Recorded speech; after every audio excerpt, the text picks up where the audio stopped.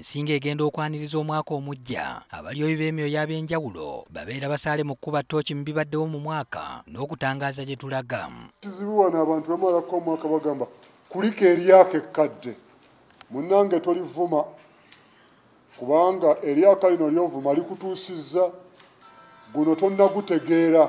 Tutambulire mu bugumiikiriza naddala mitawaana emingi gye tuyiseemu mwaka oguwedde naye n'egyo gye tuyingidde nagyo mu mwaka omupya.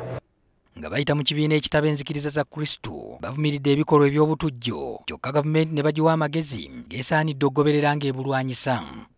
Nti ng'eyongera okulaba nti emirembe gibeerawo mu kulwanyisa obutujju naye ate ekikole mu ngeri ereeta emirembe mu nsi. Bawanjagidde bannayuganda okuba ab'obuvunaanyizibwa mu nneeyisa kisobozese okulwanyisa obulwadde bwa mukenenya ne ssennyiga omukambwe. Baffe tubutunuuliza nnyo eri buli muntu abeere wa buvunaanyizibwa mu nneeyisa tusobole bwe tutyo okulwanyisa n'okumalawo obulwadde buno.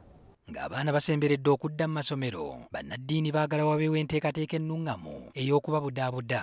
Banaakwatagana batya na bano abatali mbuto bano nga babatunulira ono ali lubuto olwo kale nebyo byonna byetaaga counseling mu kiseera kino. Baagala okulaba nti ng'omuggalo guvuddewo ate abaana gye bayigira tewaliiyo bibakabasanya bibabonyaabonya nga bwe babadde mu byalo. Bavumiridde n'enguzi n'okutyoboola eddembe ly'obuntu. Ate nga amaloboozi ge tubadde tufuna ebikolwa bino ebimu bibadde biva mu bantu abayitibwa abakuumi b'eddembe. Twalaba abantu bangi abaatulugunyizibwa n'abamu nga baayiwa omusaayi mungi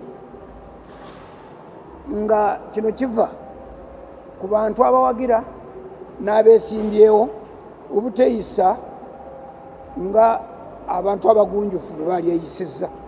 Ssaabalabirizi w'ekkanisa ya Uganda the Most Reverend Stephen Kazimba Mugalu ategeezezza nga bw'ajjudde ennaku ku mutima olw'okulaba abaana abali ku nguudo. Abayitirivu abasaba mulimu abaana nga bali mbuto ku kkubo okwo ate mulimu abaana ate abalina baana bannaabwe ku kkubo okwo n'ogamba ono omwana ye yamuzaala oba waliwo yamuzaala n'amuga gwe mukwata ofunireko akavangata kugamba abaana abo ani abazaala tebazaalibwa nga ffe. Asabye ebitongole ebivunaanyizibwa ku baana birondoole engeri gye bajjamu ku nguudo zino. Naye ani abaleeta oba waliwo babafunamu akasente abo banoonyerezebweko ate kati bayiga n'ennaku zino oba mpisa baleeta ne basiimula ku mmotoka naye n'omala tomusasula ate kati bw'omusasula ate omuleka kugamba nina okulaba bannaye gavumenti eveeyo wabeerewo enteekateeka ennambulukufu ejja abaana abo ku makubo abaana abagenda okutufuukira kabbomu akagenda okutwasa ffenna. Singa abazadde beeyisa bulungi nzikiriza ne bakwata bulungi abaana ne bayiga obbasonyiwa ne bayiga obbafaako bajja kendeera kiva waka. Bannaddiini bakkaatiriza nti teri kusaba kwa kukuŋŋaana okw'ekiro okw'okumalako omwaka nga bwe gutera okubeera kyokka enteekateeka ekoleddwa okusinza ku mikutu emigattabantu laadiyo ne TV. Ne ku Worship House Facebook page ne YouTube abali ku Instagram, Twitter, TikTok tulina batubawa Philips. Abatafunye mu kisobo gwa mikutu musome Bayibuli muyingire omwaka nga musaba bino ebyokwokya ebipiira na biki mubiviireko ddala oba mulimu abakimayiro ga wadde mu maka ga kanjokerewo ekipiira ebyo mubiveeko. Balina essuubi nti omukulembeze w'eggwanga agenda kunyweza ebigambo bye eby'okuggula ebyenfuna mu kwogerako okulindirirwa.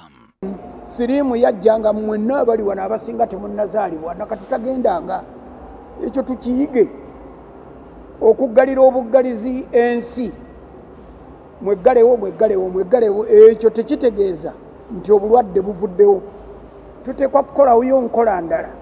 Patrick Ssenyondo, NTV ku ssaawa emu.